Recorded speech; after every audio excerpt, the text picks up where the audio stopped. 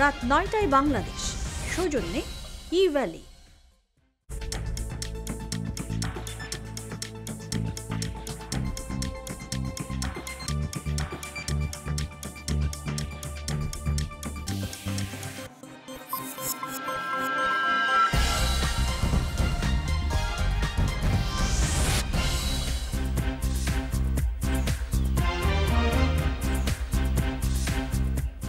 স্বাগত জানাচ্ছি বিরতিহীন রাত ৯টায় বাংলাদেশে। আপনাদের সাথে আছি আমি মাহফুদা মৌমিতা এবং আমি অনিমেষ কর। শুরুতেই জানিয়ে দেব শিরোনাম। করোনা ও আওয়ামী লীগে বিপদ দেখছে বিএনপি, ফখরুলের চোখে রঙিন চশমা, বলছেন কাদের।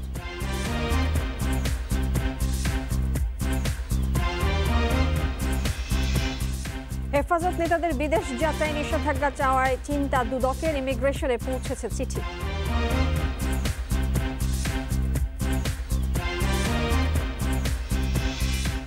নৃশংস হত্যাকাণ্ডের বড় কারণ পারিবারিক কলহ, সোশ্যাল মিডিয়ায় নৈরাজ্য নিয়ন্ত্রণের পরামর্শ।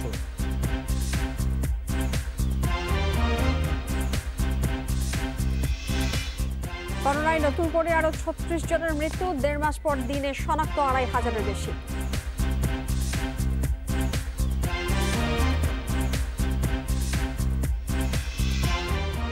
বাসযোগ্য শহরের তালিকার তলানিতে ঢাকা, ইউআইইউর জরিপে ১৪০ শহরের মধ্যে ১৩৭তম।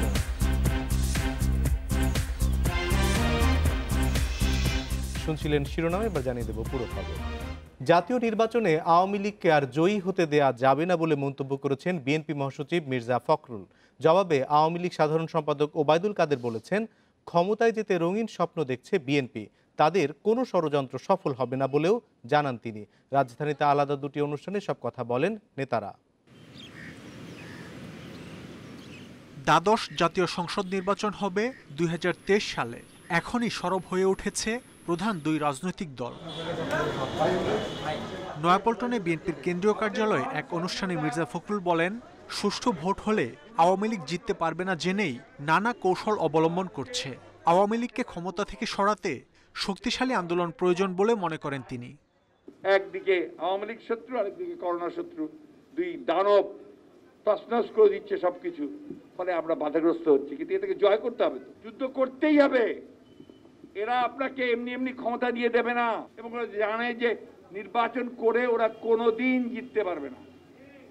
সুতরাং নির্বাচন খেলা করবে, নির্বাচনের নাটক করবে, তামাশা করবে, কিন্তু সবকিছু নিয়ন্ত্রণ করে ওরা নিজেদেরকে জয়ী ঘোষণা করবে।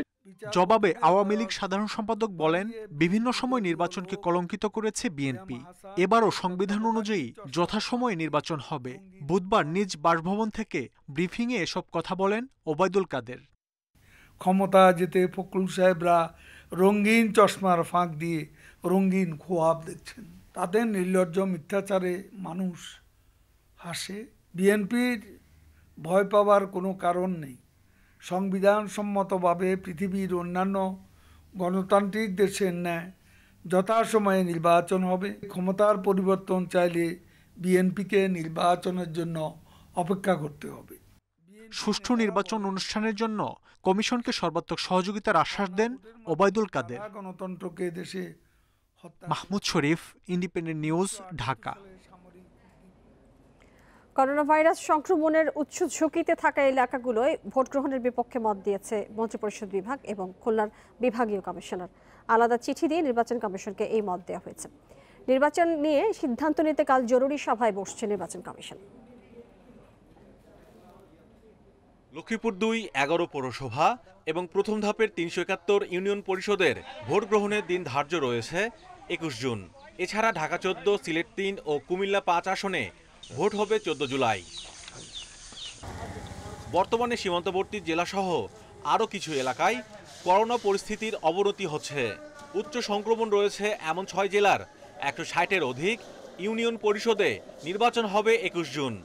এমন অবস্থায় এইসব এলাকায় এখনই ভোট না করতে নির্বাচন কমিশনকে চিঠি দিয়েছে মন্ত্রিপরিষদ বিভাগ ও খুলনার বিভাগীয় কমিশনার। ১২৩টি ইউনিয়ন এবং একটি পৌরসভাকে আমরা আপাতত পুনর্বিবেচনার জন্য নির্বাচন কমিশনকে সুপারিশ করেছি। নির্বাচন কমিশন যদি সিদ্ধান্ত নেয় এবং সরকার যদি সিদ্ধান্ত নেয়, হ্যাঁ ইলেকশন তো আমরা করবো, অবশ্যই মাঠ পর্যায়ে করতেই হবে, সিদ্ধান্ত তো মানতেই হবে, কিন্তু সেক্ষেত্রে উচ্চ সংক্রমণ ঝুঁকি থাকবে। ভোট নিয়ে 10 জুন জরুরি বৈঠকে বসছে নির্বাচন কমিশন।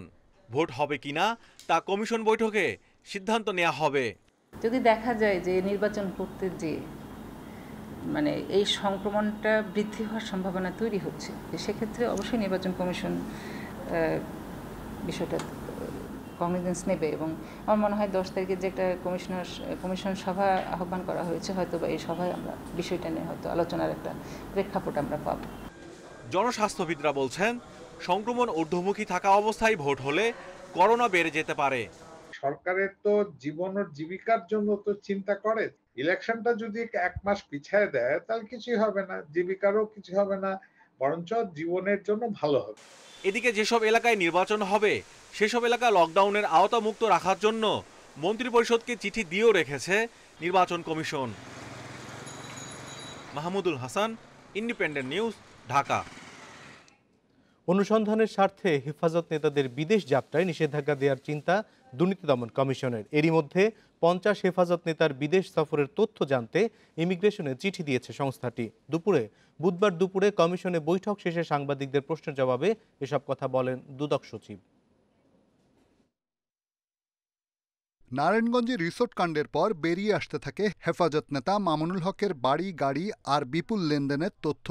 সংগঠনের তহবিল ও অনুদান আত্মসাতের অভিযোগ ওঠে নেতাদের বিরুদ্ধে। প্রাথমিক তথ্যের ভিত্তিতে 50 হেফাজত নেতার সম্পদের খোঁজে নামে দুদকের দল।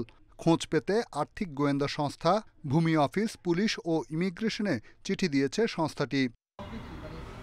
আমরা যেমন তাদের ইমিগ্রেশনে চিঠি দিয়েছি তাদের পাসপোর্ট সংক্রান্ত বিষয়, তাদের তারপরে ভূমি অফিসে চিঠি দিয়েছি তাদের কোনো জমি জমা অ্যাসেট মাদ্রাসা সংক্রান্ত, তারপরে আপনার ব্যাংকে কোথায় অ্যাকাউন্ট আছে এই জায়গাগুলো।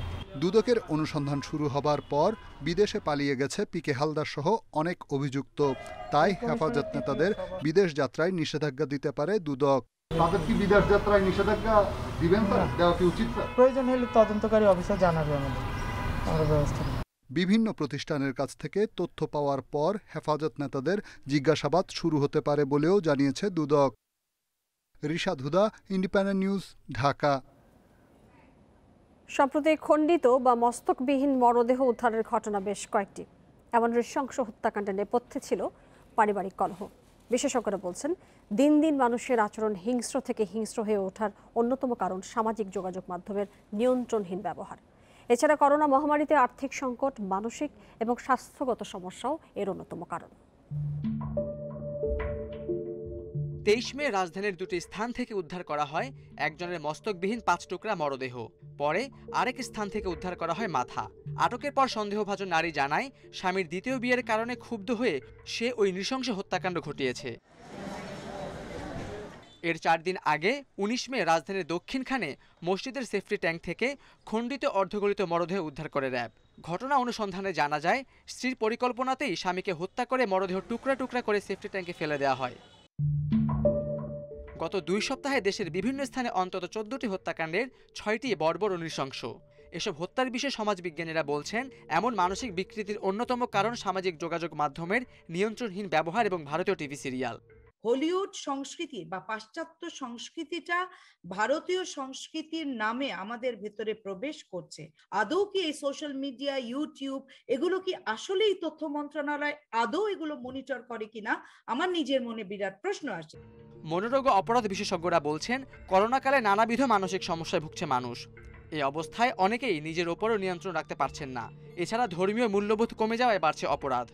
আমাদের সম্পর্কগুলা ঠিক আগের নিরাপত্তা বোধ দেয় না। হ্যাঁ, যে বিশেষ করে স্বামী স্ত্রীর সম্পর্কের মধ্যে বা অন্যান্যদের মধ্যে সম্পর্ক, ইভেন সন্তান মা বাবার মধ্যেও যে কোয়ালিটি টাইমটা হওয়ার কথা সেই জায়গাটাও কিন্তু সন্তান সেভাবে এরকম করে পাচ্ছে না।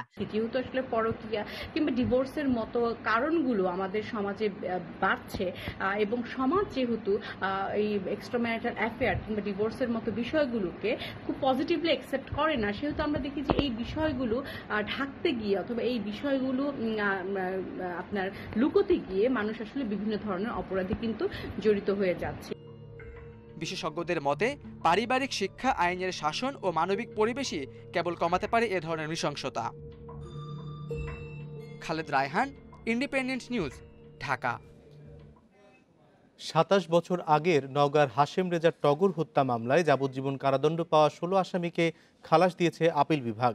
এ রায় দিয়েছেন প্রধান বিচারপতি সৈয়দ মাহমুদ হোসেন সহ ৫ বিচারপতির বেঞ্চ। দণ্ডবিধির ১৪৯ ধারায় দলবদ্ধ সংঘর্ষের অপরাধের দায় সংশ্লিষ্ট সবার বলে তাদের দণ্ড দিয়েছিল বিচারিক আদালত ও হাইকোর্ট।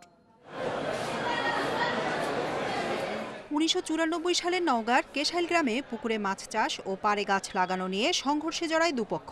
এতে নিহত হন হাশেম রেজা টগর। ওই মামলায় ২০০৫ সালে ডাক্তার নুরুল ইসলামকে মৃত্যুদণ্ড ও অন্য ১৮ আসামিকে যাবজ্জীবন কারাদণ্ড দেয় নওগাঁর বিচারিক আদালত। ২০১১ সালে নুরুল ইসলামের সাজা কমিয়ে যাবজ্জীবন দেয় হাইকোর্ট। যাবজ্জীবন বহাল থাকে অন্য ১৮ জনের। বুধবার আপিল করা ১৬ জনকে খালাস দেয় আপিল বিভাগ। উক্ত রায়ের বিরুদ্ধে ১৬ জন আসামি আপিল বিভাগে আপিল করেন। পদ্ম শুনানি অন্তে আপিল বিভাগের পূর্ণাঙ্গ বেঞ্চ সকল আসামিদের বেকসুর খালাস প্রদান করেন। দণ্ডবিধির ১৪৯ ধারা অনুযায়ী দলবদ্ধ সংঘর্ষে কোনো অপরাধ হলে তার দায় সবার উপর সমানভাবে বর্তায়। সে ধারা বিবেচনায় ১৮ আসামিকে যাবজ্জীবন দিয়েছিল বিচারিক আদালত ও হাইকোর্ট। এ প্রশ্নে দুপক্ষের যুক্তি ও ব্যাখ্যা শুনে আসামিদের আবেদন মঞ্জুর করে খালাস দিয়েছে আপিল বিভাগ। বেআইনি কোনো সমাবেশ এর মাধ্যমে জনতাবদ্ধ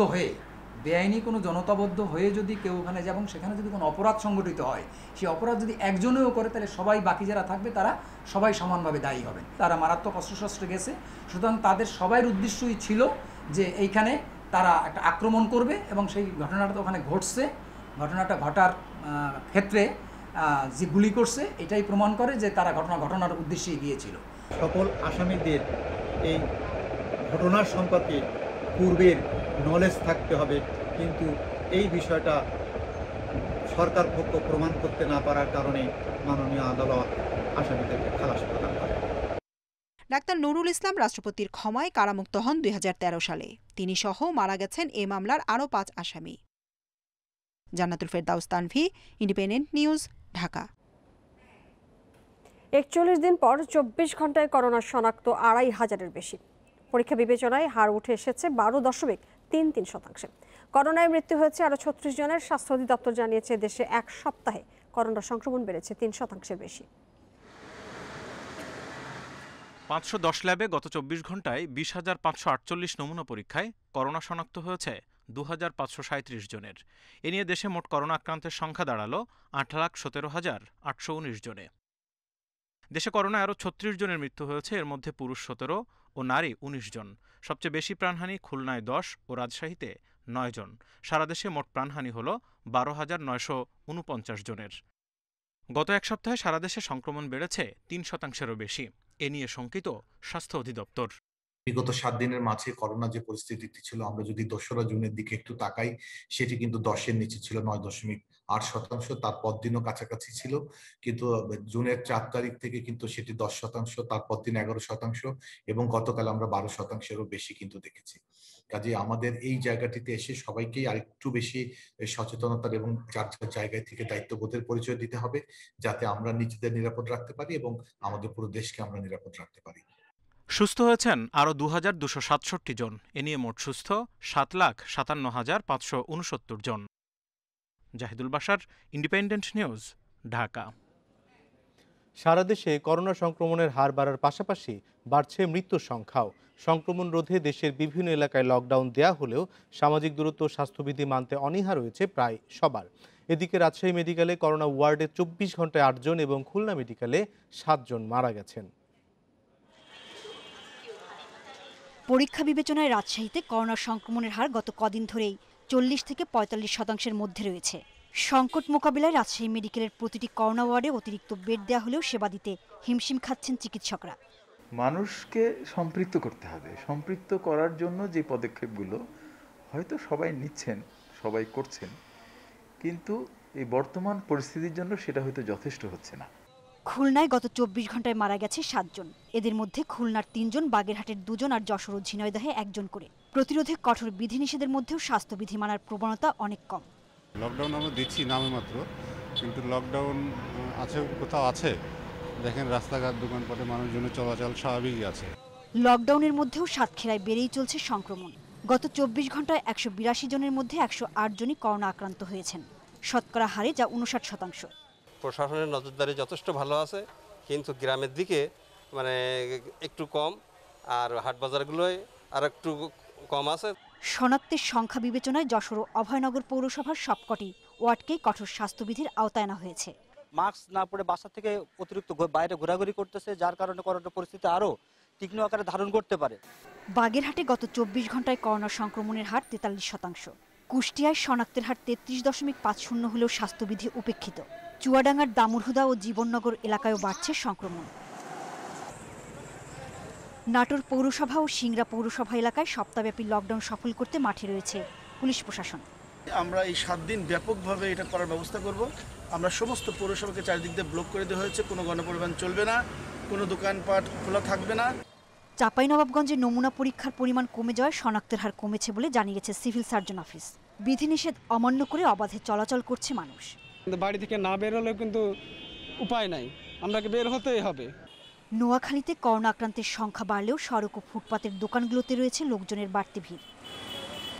সোহেলি জাহান, ইন্ডিপেন্ডেন্ট নিউজ ডেস্ক। এদিকে করোনা সংক্রমণের উচ্চ হারে দেখা যাচ্ছে 46 জেলায়। সবচেয়ে বেশি শনাক্তের হার কুড়িগ্রাম এবং পিরোজপুরে শনাক্তের হার 71%। রংপুর বিভাগের প্রতিটি জেলাতেই করোনার উচ্চ সংক্রমণ, আর নতুন করে রোগী বাড়ছে 14 জেলায়।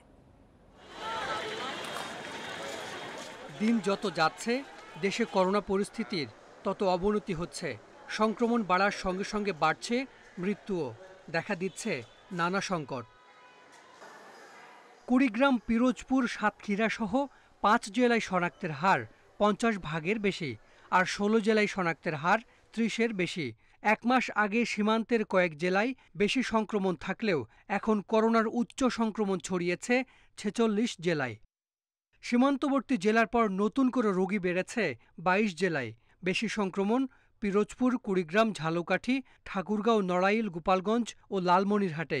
বিভাগ বিবেচনায় সবচেয়ে বেশি শনাক্তের হার খুলনায় 36%।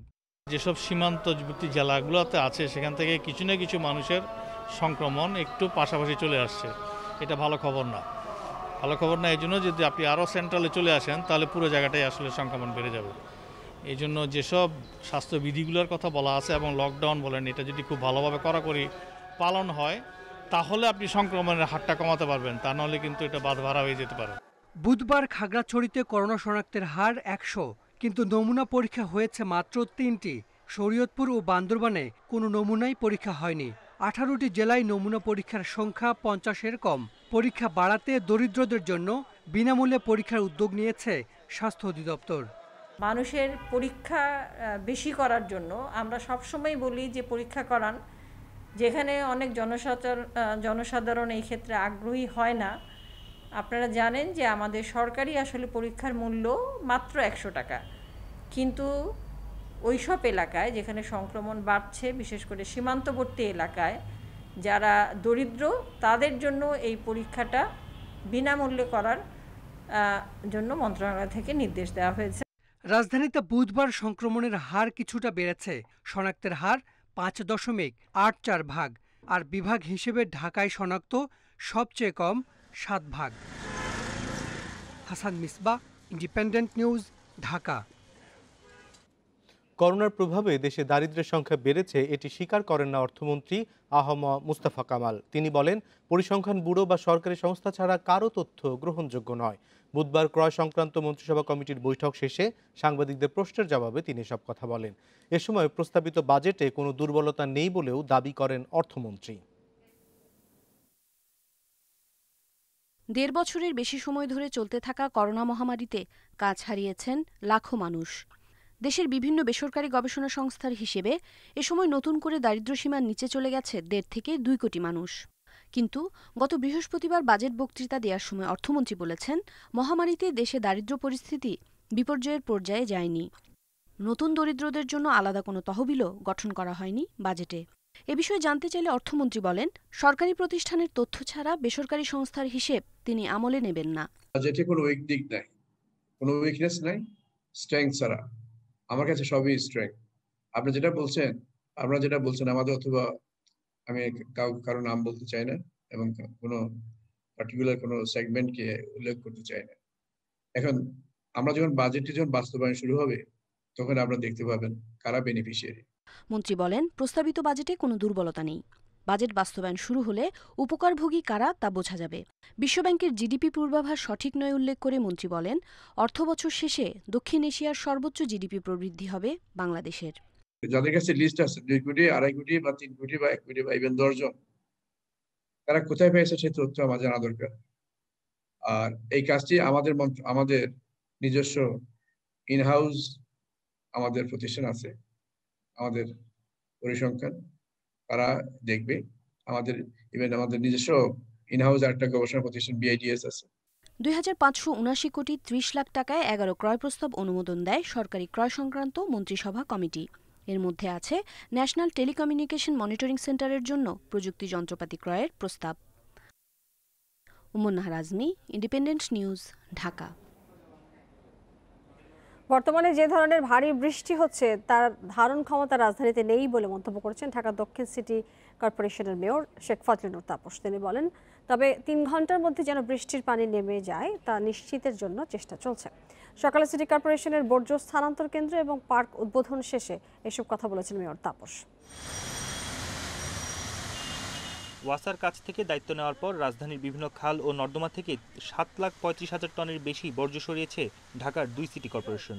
নানা সময়ে 2 মেয়রই জানিয়েছিলেন এবারের বর্ষায় হবে না জলাবদ্ধতা, কিন্তু গেল 1 জুন 85 মিলিমিটার বৃষ্টিতেই রাজধানীর অনেক রাস্তা ডুবে যায় পানিতে। টানা কয়েকদিনের বৃষ্টিতে রাজধানীর বিভিন্ন জায়গায় দেখা গেছে জলাবদ্ধতা। দক্ষিণ ঢাকার মেয়র বলছেন, এবার যে ধরনের ভারী বৃষ্টি হচ্ছে তা নিষ্কাশনের পর্যাপ্ত ব্যবস্থাই নেই ঢাকায়। যেই বৃষ্টি আমাদের ঢাকা শহরে হয় এই বর্ষা মৌসুমে, সেই বৃষ্টির পানি ধারণ করার ক্ষমতা ঢাকা শহরের নাই। আমরা এখন যেই ধারণ ক্ষমতা আছে, যেই অবকাঠামো আছে, সেখানে যেন অন্তত পক্ষে পানিটা যেতে পারে, নিষ্কাশন হতে পারে এবং পরবর্তীতে নদীতে প্রবাহিত হতে পারে, সেই কার্যক্রমটা আমরা এখন হাতে নিয়েছি। আমরা এই পর্যন্ত যতটুকু করেছি তাতে কিছু সুফল আমরা পাচ্ছি। জলাবদ্ধতা নিরসনে ঢাকা দক্ষিণ সিটি কর্পোরেশনের 103 কোটি টাকার উন্নয়ন কাজ চলছে বলেও জানান মেয়র। এ সময় রাজধানীবাসীকে দায়িত্বশীল হওয়ার আহ্বান তার। যে নালা নর্দমা আমাদের যে সকল জায়গায় দেখছি আমরা যে বর্জ্য গিয়ে স্তূপ আকার ধারণ করছে এবং যার কারণেই আমাদের পানি নিষ্কাশনে প্রতিবন্ধকতা সৃষ্টি হচ্ছে। রাজধানীর কোনো সড়কে যেন 3 ঘন্টার বেশি পানি আটকে না থাকে তা নিশ্চিতে কাজ চলছে বলেও জানান দক্ষিণ ঢাকার মেয়র। বন ইবনে কামাল, ইন্ডিপেন্ডেন্ট নিউজ, ঢাকা। বাসযোগ্য শহরের তালিকার এবার ঢাকার অবস্থান তলানিতে। ইকোনমিস্ট ইন্টেলিজেন্স ইউনিটের জরিপে 140 দেশের তালিকায় শেষ দিক থেকে 4 নম্বরে রয়েছে ঢাকা। আর শীর্ষে আছে নিউজিল্যান্ডের অকল্যান্ড, জাপানের ওসাকা দ্বিতীয়, তৃতীয় অবস্থানে অস্ট্রেলিয়ার অ্যাডিলেড। দেশের নানা প্রান্ত থেকে বছরে ঢাকায় আসেন 6,12,000 মানুষ। দিনে আসে 1,700 জন। তাদের সবার আবাসন কর্মসংস্থান এখানেই। এতে হয়েছে অপরিকল্পিত নগরায়ন। বাড়ছে যানজট, শব্দ দূষণ, জলাবদ্ধতা, বর্জ্য অব্যবস্থাপনা সহ নানা সমস্যা। বুধবার বাসযোগ্য শহরের একটি তালিকা প্রকাশ করেছে লন্ডন ভিত্তিক ম্যাগাজিন দ্য ইকোনমিস্টের ইন্টেলিজেন্স ইউনিট। সেখানে 33.5 পয়েন্ট নিয়ে 140 শহরের মধ্যে ঢাকা আছে 137 নম্বরে। এর মানে বাস অযোগ্য শহরের মধ্যে ঢাকা চতুর্থ। পরিবেশবিদরা বলছেন, অধিদপ্তর সহ সংশ্লিষ্ট সংস্থাগুলোর উদাসীনতার জন্যই রাজধানী ঢাকার এ অবস্থা। সচেতনতার অভাব রয়েছে নাগরিকদেরও। ডেভেলপমেন্টগুলো হচ্ছে, এই ডেভেলপমেন্টের একটা এনভায়রনমেন্টাল গভর্নেন্স থাকার দরকার ছিল। ডেভেলপমেন্ট গভর্নেন্সের সাথে সাথে ডেভেলপমেন্ট রিলেটেড এনভায়রনমেন্টাল গভর্নেন্সটার অনুপস্থিতির কারণেই কিন্তু দূষণগুলো হচ্ছে। ঢাকার সামগ্রিক নাগরিক সুযোগ সুবিধা সৃষ্টির জন্য দায়িত্বপ্রাপ্ত তারাও কিন্তু এটির দায়িত্ব এড়াতে পারেন না। নতুন এই জরিপে 2021 সালে বসবাসযোগ্য শহরের তালিকায় শীর্ষে নিউজিল্যান্ডের অকল্যান্ড, দ্বিতীয় অবস্থানে জাপানের ওসাকা, তৃতীয় অবস্থানে অস্ট্রেলিয়ার অ্যাডিলেড। অকল্যান্ড শীর্ষে এসেছে কোভিড নিয়ন্ত্রণে লকডাউনে। এর পরপর কমেছে দূষণ। অন্যদিকে লকডাউন পরবর্তী সময়ে অবনতি হয়েছে ঢাকার। লকডাউনের সময় আমাদের দূষণের মাত্রা কমার পরিমাণ হলো 30 থেকে 50 ভাগ, বায়ু, শব্দ বা পানি। কিন্তু অন্যান্য দেশে এগুলো 50 থেকে 70 ভাগের মতো এই দূষণগুলো কমিয়ে আনছে। কোভিড-19 মহামারীর কারণে এবারের তালিকায় বেশ বড়সড় পরিবর্তন এসেছে। এর আগে বাসযোগ্য শহরের তালিকায় শীর্ষে থাকা শহরগুলো পিছিয়ে পড়েছে। বন ইবনে কামাল, ইন্ডিপেন্ডেন্ট নিউজ, ঢাকা। সংবাদের পর্যায়ে খেলার খবর। সংবাদে আরো যা থাকছে। সুরক্ষা বলয় ভাঙাতে হয়নি শাস্তি, দুঃখ প্রকাশে পার পেয়েছে মোহামেডান, ভার্চুয়াল শুনানিতে সিসিডিএম এর সতর্কবার্তা।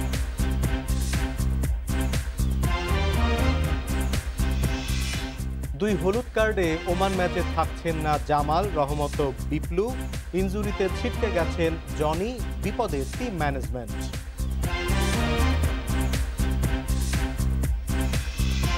ঢাকা প্রিমিয়ার লিগে জৈব সুরক্ষা বলয় ভাঙার কারণে শাস্তি পেতে হয়নি মোহামেডানকে। দুঃখ প্রকাশ করে পার পেয়েছে দেশের ঐতিহ্যবাহী ক্লাবটি। মঙ্গলবার জৈব সুরক্ষা বলয় নিয়ে বিসিবি ও সিসিডিএম এর শুনানিতে মোহামেডানকে সতর্ক করা হয়েছে। ভবিষ্যতে এমন যেন না হয় সেজন্য ক্লাবকে নোটিশ দেয়া হচ্ছে। কোটি কোটি টাকা খরচ করে ঢাকা লিগ মাঠে ফিরিয়েছে বিসিবি। জৈব সুরক্ষা বলয় নিশ্চিতে ক্রিকেটারদের রাখা হয়েছে 5 তারকা হোটেলে, কিন্তু সবার চোখের সামনে মোহামেডানের অনুশীলনে জৈব সুরক্ষা বলয় প্রশ্নের মুখে পড়েছে। 4 জুনের ঘটনার পর তদন্ত নামে সিসিডিএম। মঙ্গলবার শুনানিতে অংশ নেন সাকিব সহ মোহামেডান ক্লাবের কর্তারা। শুনানিতে জৈব সুরক্ষা বলয় ভাঙার কথা স্বীকার করে দেশের ঐতিহ্যবাহী ক্লাবটি। আনফরচুনেটলি যে ব্রিচ হয়েছে তারাও সেটা দ্যাট অ্যাওয়্যার অফ ইট এবং তারা সেটাও শেয়ার করেছেন অ্যান্ড তারা দুঃখ প্রকাশ করেছেন। আমরা বিসিবি থেকে এবং সিসিডিএম থেকে মেক শিওর করতে চাই টুর্নামেন্টে যাতে সেফলি এবং সামনে সুন্দরভাবে হয়। তদন্ত শুরুর আগে মোহামেডানের বিরুদ্ধে ব্যবস্থা নেওয়ার কথা জানিয়েছিলেন সিসিডিএম চেয়ারম্যান, কিন্তু অল্পতে বেঁচে যায় ক্লাবটি। শাস্তি পেতে হয়নি, দুঃখ প্রকাশ করেই পার পেয়েছে মোহামেডান। আমরা সকল ক্লাবের সাথে যোগাযোগ করেছি এবং continuously we are working to make sure bio bubble মেইনটেনেন্সটা যাতে ঠিক থাকে, যাতে সামনে আবার এরকম কোনো ব্রিচ না হয়। সেই কারণে মোহামেডান ক্লাব কর্তৃপক্ষ এবং প্লেয়ারকেও আমরা একটা লেটার নোটিস আমরা দিব। লিগের মাত্র 5 রাউন্ড শেষ হয়েছে। নিশ্চিদ্র জৈব সুরক্ষা বলয় নিশ্চিত করে ঢাকা লিগ শেষ করতে সিসিডিএম এর সামনে পাহাড় সম challenge. Saiful Majumdar, independent News. Dhaka premier লিগে এখন পর্যন্ত সেই অর্থে আলো ছড়াতে পারেনি জাতীয় তারকারা। তবে ধারাবাহিক ছিলেন মুশফিক ও তামিম, মুস্তাফিজও ছন্দে আছেন, কিন্তু সুযোগ সেভাবে কাজে লাগাতে পারেননি সাকিব। 5 রাউন্ড শেষে রান সংগ্রহের শীর্ষে আনিসুল ইমন আর বোলিংয়ে সেরা মুস্তাফিজ। বিশ্বকাপের আগে সবশেষ ঘরোয়া আসর। আন্তর্জাতিক ক্রিকেটের ব্যস্ত সূচিতে ঢুকে পড়ার আগে সুযোগ তরুণদের জন্য, সিনিয়রদের জন্য উপলক্ষ ছন্দ ফিরে পাবা। মেরামত পর্বে সবচেয়ে বড় আক্ষেপের নাম সাকিব আল হাসান। বল হাতে 5 ম্যাচে 8 উইকেট, কিন্তু ব্যাট হাতে ঘুরপাক খাচ্ছেন ব্যর্থতার বৃত্তে। উপরি হিসেবে নাম জড়িয়ে গেছে সুরক্ষা বলয় ভঙ্গ সংক্রান্ত বিতর্কে। সাকিবের মতোই 22 গজে সংগ্রাম নাজমুল শান্ত। কন্ডিশনের চ্যালেঞ্জ সামনে এখন পর্যন্ত আসরে সবচেয়ে ধারাবাহিক ডিওএইচএস ব্যাটসম্যান আনিসুল ইমন। 5 ম্যাচে 168 রান প্রাইম ব্যাংক অধিনায়ক তামিমের। আন্তর্জাতিক ক্রিকেটের পর ঘরোয়াতেও অব্যাহত মুশফিকুর রহিম মোমেন্টাম। দল থেকে জায়গা হারানোর গুঞ্জন উঠতেই দুর্দান্ত সৌম্য। সবশেষ 2 ম্যাচে টানা 50 টাইগার ওপেনারে। আউটডোর কন্ডিশনে ব্যাটসম্যানদের জন্য জলজ্যান্ত দুঃস্বপ্নের নাম মুস্তাফিজুর রহমান। 5 ম্যাচে 10 উইকেট কাটার মাস্টারে। আলো ছড়িয়েছেন খালেদ আহমেদ, নাইম হাসান ও সুমন খান। সিনিয়রদের নিষ্প্রভতায় সুযোগ ছিল যাদের, সেই তরুণদের কাছ থেকে আসেনি অসাধারণ কিছু। রাডারে থাকা যুব বিশ্বকাপ জয়ী দলে শামীম আকবর, রকিবুলরা এখন পর্যন্ত ধারাবাহিক, কিন্তু দলে জায়গা করে নেয়ার মতো কিছু করতে পারেননি। তবে সুযোগ থাকছে লিগের বাকি অংশে। জহিরুল ইসলাম, ইন্ডিপেন্ডেন্ট নিউজ, ঢাকা। বিশ্বকাপ বাছাই পর্বে ওমানের বিপক্ষে ম্যাচের আগে হতাশা বাংলাদেশ স্কোয়াডে। 2 ম্যাচে হলুদ কার্ড পাওয়ায় খেলতে পারবেন না অধিনায়ক জামাল ভুঁইয়া, বিপুল আহমেদ এবং রহমত মিয়া। আর ইনজুরির কারণে ছিটকে গেছেন মাসুক মিয়া জনি। বাছাই পর্বে বাংলাদেশের শেষ ম্যাচ 15 জন। উপরে ছিলেন 3 জন মিলে সুনীল ছেত্রীর। দুঃসংবাদ পিছু ছাড়ছে না বাংলাদেশের। ইনজুরির কারণে কাতার বিশ্বকাপ বাছাই মিশনের শুরুতেই ভুগেছিল লাল সবুজ। ভারত ম্যাচের পর সেই সারি আরও দীর্ঘ হয়েছে। ওমানের বিপক্ষে অধিনায়ক জামাল, বিপ্লু আর রহমতকে পাচ্ছে না জেমিডে। 2 হলুদ কার্ডের খাড়ায় আটকে গেছেন 3 জন। আর ইনজুরিতে 2 সপ্তাহ মাঠের বাইরে মাসুক মিয়া জনি। কার্ডজনিত সমস্যায় রাউন্ড 1 এবং রাউন্ড 2 ক্ষেত্রে ফিফার রেগুলেশন অনুযায়ী আগামী ম্যাচে দুটা কার্ডের জন্য জামাল ভুঁইয়া, রহমত মিয়া এবং বিপ্লব ওদেরকে আমরা আগামী ম্যাচে পাচ্ছি না। ভারতের বিপক্ষে 2-0 গোলের হারের পর জেমিডের কৌশল নিয়ে সমালোচনা চারিদিকে। অধিনায়কের কষ্টটা অন্যদের চেয়ে বেশি। সামাজিক যোগাযোগ মাধ্যমে লিখেছেন, শেষ দিকে গোল খাওয়াটা হতাশার, আমাদের আরও পরিশ্রম করতে হবে। মূল একাদশের 5 জন খেলোয়াড়ই ছিটকে যাওয়া চিন্তার বড় কারণ টিম ম্যানেজমেন্টের। এখন একাদশ সাজানোই কঠিন। খেলতে না পারলেও আমরা একসাথে প্র্যাকটিস কন্টিনিউ করে যাচ্ছি, আর আমাদের যারা প্লেয়ার আছে তারা অবশ্যই এই সুযোগটা কাজে লাগাবে এবং তাদের বেস্ট ট্রাইটা করবে ওমান ম্যাচের সাথে একটা ভালো রেজাল্টের জন্য। চেষ্টা করছি আমরা তো পয়েন্ট নিয়ে মাঠ থেকে বের হবার, আমরা লাস্ট মধ্যে আসলে গোলগুলো খেয়ে আর পয়েন্ট নিয়ে আসা হয় নাই। তো আসলে যেটা চলে গেছে সেটা চাইলেও আর ফিরে আসবে না। আমাদের আর একটা ম্যাচ আছে 15 তারিখ, আমরা চেষ্টা করব ভালো একটা খেলা উপহার দেওয়ার জন্য। আফগানিস্তান আর ভারতের চেয়ে সবচেয়ে কঠিন এখন ওমান পরীক্ষা। এশিয়া কাপ বাছাইয়ের খুবই গুরুত্বপূর্ণ। Kamrul Hasnat, independent news. 2 গোলে এগিয়ে থেকেও ড্র নিয়ে হতাশ আর্জেন্টিনা। বিশ্বকাপ বাছাইয়ে কলম্বিয়ার বিপক্ষে শেষ মুহূর্তের গোলে জয় হাতছাড়া মেসিদের। অন্যদিকে বাছাই মিশনে শতভাগ সাফল্য ধরে রেখেছে ব্রাজিল। এবার নেইমারের নৈপুণ্যে প্যারাগুয়েকে হারিয়েছে 2-0 গোলে, আর ভেনেজুয়েলা উরুগুয়ের ম্যাচ গোলশূন্য ড্র হয়েছে।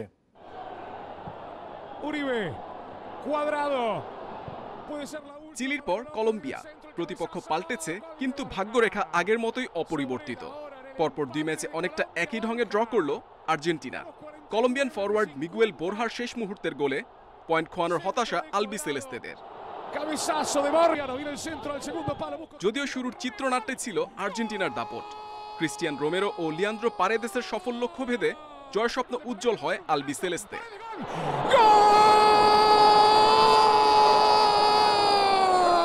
ফেরার মন্ত্র জানা ছিল কলম্বিয়ার।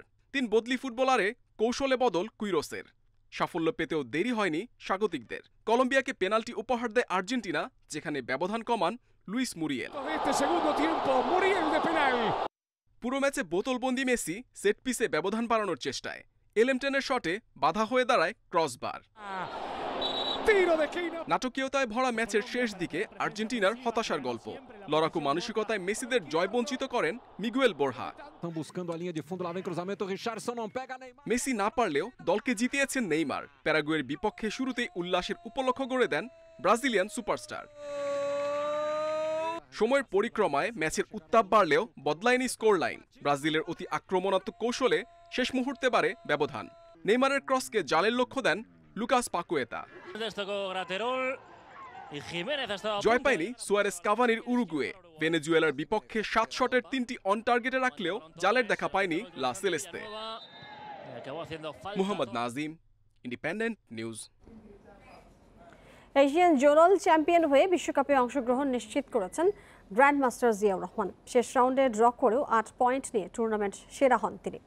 শেষ রাউন্ডে জিয়ার প্রতিপক্ষ ছিল 11 বছর বয়সী মনুন রেজা নীর।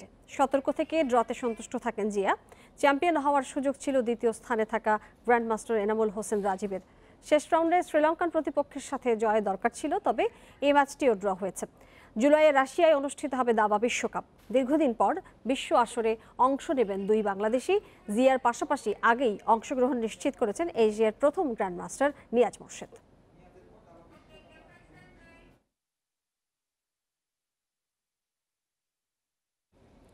আর এই ছিল বিরতিহীন রাত 9টায় বাংলাদেশের খেলার খবরের অংশে। এবার অন্যান্য প্রসঙ্গ।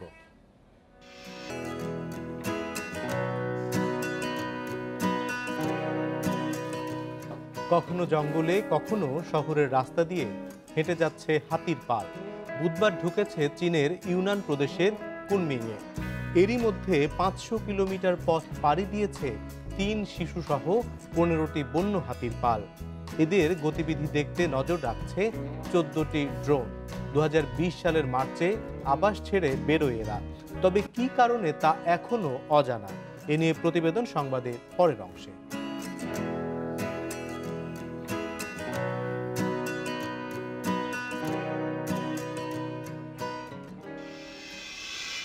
রাজধানীর 96 ভাগ ভবনের নির্মাণেই মানা হচ্ছে না ইমারত বিধিমালা। রাজধানী উন্নয়ন কর্তৃপক্ষের দায়িত্বে অবহেলার সুযোগ নিচ্ছে অসাধু ভবন নির্মাতারা। ঢাকাকে বাসযোগ্য করতে সুষ্ঠু পরিকল্পনার পাশাপাশি নিয়ম অমান্য করে নির্মিত ভবনগুলোর বিরুদ্ধে এখনই কঠোর ব্যবস্থা নেওয়ার দাবি নগর বিশেষজ্ঞ ও স্থপতিদের। ইমারত নির্মাণ বিধিমালা শতভাগ অনুসরণ করে নির্মিত হয়েছে এমন বহুতল ভবন রাজধানীতে খুঁজে পাওয়া দুষ্কর। মোহাম্মদপুরের মোহাম্মদিয়া হাউজিং সোসাইটির আবাসিক এলাকার এই বহুতল ভবনটি অসংখ্য অনিয়মের একটি মাত্র। নির্মাণাধীনে ভবনটি বানানো হচ্ছে কোনো দিকে কোনো রকম জায়গা না ছেড়েই। সামনে বিদ্যুতের খুঁটি ঠেকিয়ে পেছনে রামচন্দ্রপুর খালের পার ও পশ্চিমে মসজিদের দেয়াল ঘেঁষে। আপনি 40 ইঞ্চি, দ্যাটস মিন 3 ফুট 6 ইঞ্চি আপনি চলে আসছেন, যেখানে আপনি আসতে পারেন খুব বেশি হলে 18 ইঞ্চি। মসজিদ কমিটির পক্ষ থেকে আমি সেদিন আমি জিনিসটা আমার গোচরে আসছি, কারণ আমি অনেকদিন পরে আসছি এদিকে, এসে দেখে যে এই অবস্থা, পরে আমি ওনাদেরকে বললাম যে এটা হইতে পারে। এই 12 ফুট 13 ফিট রাস্তার ভিতরে 13 তলা বিল্ডিং যে হবে, এটা কিছুতে আইনগত সম্মত নয়।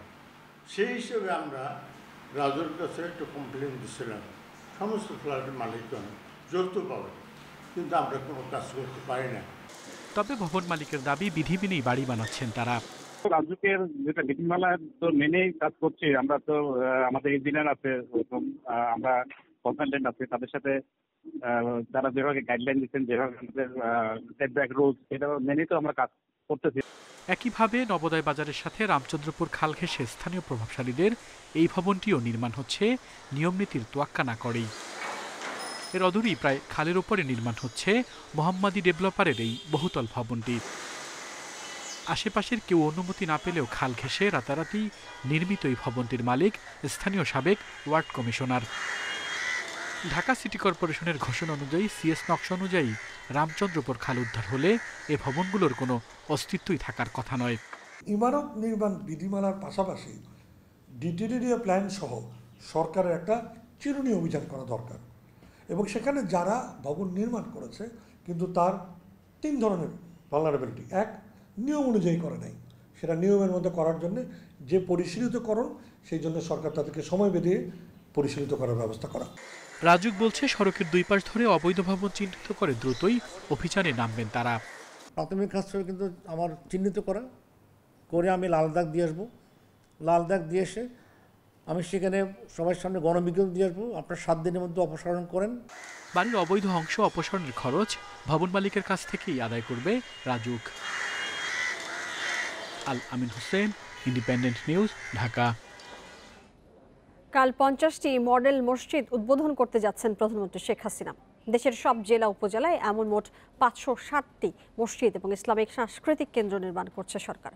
জঙ্গিবাদ, ধর্মীয় কুসংস্কার, অপব্যাখ্যা বন্ধ করতে এসব মসজিদ বড় ভূমিকা রাখবে বলে মনে করছেন সংশ্লিষ্টরা। সাভার বাসস্ট্যান্ডের পাশের নান্দনিকে ভবন দেখলে মুগ্ধ হবেন যে কেউ। প্রধানমন্ত্রী শেখ হাসিনার পরিকল্পনায় এ ভবন একাধারে মসজিদ ও ইসলামিক সাংস্কৃতিক কেন্দ্র। এখানে নারী পুরুষের আলাদা নামাজ অজু সহ বিশেষ সুবিধা থাকছে প্রতিবন্ধিত্বের শিকার ব্যক্তির জন্য। ইমাম প্রশিক্ষণ কেন্দ্র থেকে শুরু করে ইসলামিক গ্রন্থাগার, গবেষণা ও বই বিক্রির ব্যবস্থা থাকছে এখানে। এছাড়া হেফজখানা, শিশু ও গণশিক্ষার ব্যবস্থা, দেশি বিদেশি পর্যটক আবাসনের পাশাপাশি দেয়া হবে হজযাত্রী নিবন্ধনের প্রশিক্ষণ। ইমাম মুয়াজ্জিনদের আবাসন সহ সংস্কৃতি কেন্দ্রের কর্মকর্তা কর্মচারীদের জন্য অফিসের ব্যবস্থাও রাখা হয়েছে এসব মডেল মসজিদে। ধর্মকে ব্যবহার করে যাতে অপপ্রচার না চালাতে পারে, ধর্মের ভুল ব্যাখ্যা না দিতে পারে, মানুষকে বিভ্রান্ত করতে না পারে, সেই কারণেই এই মসজিদগুলি প্রতিষ্ঠা করা হয়েছে এবং এই মসজিদে সেই ব্যবস্থাও রয়েছে। এই মসজিদে সেমিনার হবে, সিম্পোজিয়াম হবে, ওয়ার্কশপ হবে, গবেষণা হবে। আশা করা হচ্ছে দূর করে দিয়ে মানুষের কাছে কোরআন এবং হাদিসের যে মূল তথ্যগুলো রয়েছে আমরা মানুষের কাছে প্রকাশ করতে পারবো, মানুষের কাছে তুলে ধরতে পারবো। সরকারি অর্থায়নে ৮৭২২ কোটি টাকায় নির্মিত হচ্ছে এমন ৫৬০টি মসজিদ। প্রকল্পের কাজ শেষ হবে ২০২৩ সালের জুন মাস নাগাদ। শাহাদাত স্বপন, ইন্ডিপেন্ডেন্ট নিউজ, সাভার, ঢাকা। বাংলাদেশ থেকে এবার হজে যাওয়ার বিষয়ে সৌদি সরকার সুনির্দিষ্ট কোনো বার্তা দেয়নি বলে জানিয়েছেন ধর্ম প্রতিমন্ত্রী ফরিদুল হক খান। তাই চলতি বছরের হজযাত্রা এখনো অনিশ্চিত বলছেন প্রতিমন্ত্রী। তবে যদি সুযোগ আসে। কিছুদিন আগে সৌদি স্বাস্থ্য মন্ত্রণালয়ের বরাতে বিভিন্ন গণমাধ্যমে এসেছিল এবছর স্থানীয় 15,000-এর সঙ্গে বিভিন্ন দেশ থেকে আরও 45,000 জন হজে অংশ নিতে পারবেন। বুধবার রাজধানীর ওসমানী স্মৃতি মিলনায়তনে সংবাদ সম্মেলনে ধর্ম প্রতিমন্ত্রী মোহাম্মদ ফরিদুল হক খান জানিয়েছেন, হজের ব্যাপারে সৌদি সরকারের কাছ থেকে এখনও কোনো বার্তা আসেনি। তবে সে দেশ থেকে কোনো সিদ্ধান্ত এলে দ্রুত হজযাত্রী পাঠানোর জন্য সর্বাত্মক প্রস্তুতি রয়েছে সরকারের। এখন পর্যন্ত কোনো কিছু কোথাও হয়নি, অথচ অনেকেই কিন্তু অনেক আলোচনায় করছেন, সম্পূর্ণ কিন্তু এখন পর্যন্ত এইগুলো মিথ্যা বানোয়াট। আমরা যখন সৌদি বাদশার পক্ষ থেকে আমাদেরকে জানালে আমরা বিস্তারিত তথ্য তখন আপনাদের সামনে উপস্থাপন করতে সক্ষম হব। বিভিন্ন দেশ থেকে যদি স্বল্প সংখ্যক হজযাত্রীকে যাওয়ার অনুমতি দেয় সৌদি সরকার, সেক্ষেত্রে বাংলাদেশের সম্ভাবনা রয়েছে বলেও জানান ধর্ম প্রতিমন্ত্রী। তিনি বলেন, কোন দেশ থেকে কতজন যাবেন তা নির্ধারণ করার এখতিয়ার সৌদি আরবের হজ ও ওমরা বিষয়ক মন্ত্রণালয়ের।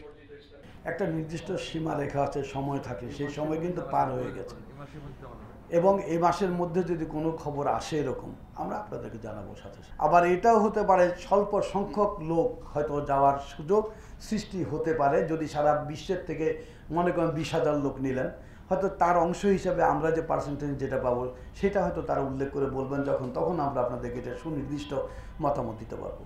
মুজিববর্ষ উপলক্ষে প্রতিটি জেলা ও উপজেলায় একটি করে মোট 560টি মডেল মসজিদ ও ইসলামিক সাংস্কৃতিক কেন্দ্র স্থাপন করা হচ্ছে। ভবিষ্যতে সেখানেই দেশের 50 ভাগ হজযাত্রীর নিবন্ধনের সুযোগ মিলবে।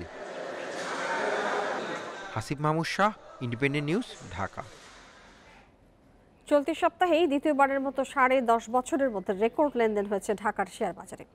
এ সময় 3.5 বছরের মধ্যে সর্বোচ্চ অবস্থানে রয়েছে DSEX সূচকটিও। চাপ কাটিয়ে পুঁজিবাজারে আগ্রহ বাড়ছে বিনিয়োগকারীদের। এর ফলে বুধবারে লেনদেন শুরুর 72 মিনিট পরই ডিএসইতে লেনদেন ছাড়াই 1000 কোটি টাকা। দিন শেষে মোট লেনদেন হয়েছে 2,700 কোটি 55 লাখ টাকা, যা 10.5 বছরের সর্বোচ্চ লেনদেন। এর আগে 2010 সালে 6 ডিসেম্বর ডিএসইতে লেনদেন হয়েছিল 2,711 কোটি টাকা। লেনদেনের সাথে রেকর্ড হয়েছে সূচকের বৃদ্ধিতেও। লেনদেন শেষে ডিএসইএক্স বেড়েছে 31.89 পয়েন্ট, অবস্থান করছে 6,055 পয়েন্টে, যা 3 বছর 4 মাসের মধ্যে সর্বোচ্চ অবস্থান। হাতবদলে অংশ নেওয়া 369টি কোম্পানি ও মিউচুয়াল ফান্ডের মধ্যে দর বেড়েছে 56 ভাগ শেয়ারের, কমেছে 124টির এবং অপরিবর্তিত 37টি। বাজারের স্বচ্ছতা ও জবাবদিহিতা বাড়ায় মৌলভিত্তিক শেয়ারে বিনিয়োগকারীদের অংশগ্রহণ বাড়ছে বলে জানান বাজার সংশ্লিষ্টরা। মৌলিক শেয়ারে বিনিয়োগ হচ্ছে এবং বাংলাদেশ সিকিউরিটি এক্সচেঞ্জ কমিশন পুঁজিবাজারের স্বচ্ছতা জবাবদিহিতা নিশ্চিত করেছেন এবং কেউ যাতে সিরিয়াল ট্রেডিং করে, কেউ যাতে ম্যানিপুলেশন করে বাজারকে প্রভাবিত করতে না পারে, সেজন্য বাংলাদেশ সিকিউরিটি এক্সচেঞ্জ কমিশন অনেকগুলি পদক্ষেপ নিয়েছে।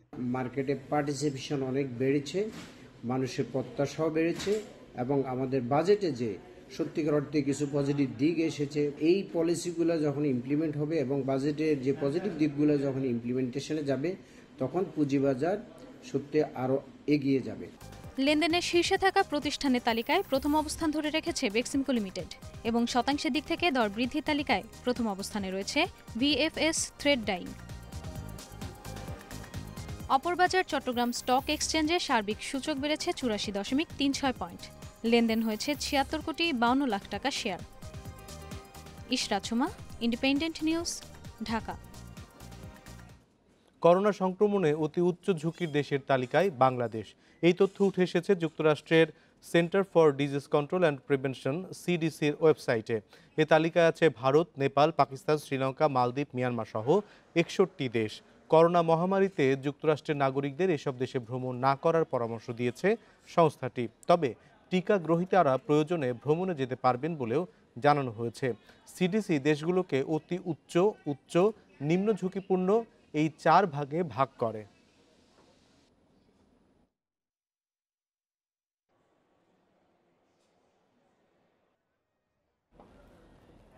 প্রাণীদের ভ্রমণের ইতিহাস বিরল, তবে সেই প্রথা ভেঙে গোটা বিশ্বকে বিস্মিত করেছে বন্য হাতির পাল। এরই মধ্যে 500 কিলোমিটার পথ পাড়ি দিয়েছে তারা, তবে এর কারণ বলতে পারছে না কেউ।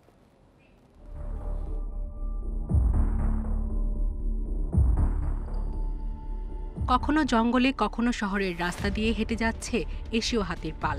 বুধবার প্রবেশ করে চীনের ইউনান প্রদেশের কুংমিং শহর। আর লাইট জ্বালায়নি।